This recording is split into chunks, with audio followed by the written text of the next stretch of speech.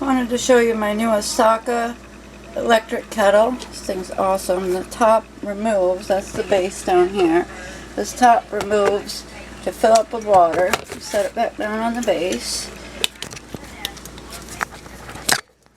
That top removes. Got some water in there. Really nice pour spout. And this is how simple it is to turn it on. I have my oatmeal, my tea in no time. This thing heats up so fast. I'm so impressed. And once again, it's just sitting on the base. It can be removed. It just shuts off as you pick it up. You set it back down. It's right back on.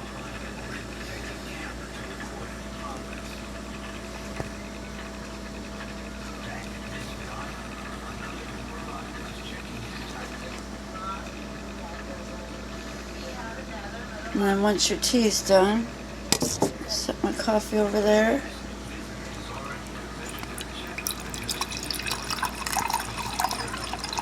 Very easy pouring. It's already steaming. It was what, 15-20 seconds? This thing's awesome. And the rest of the pot will stay on there and continue to cook, heat up.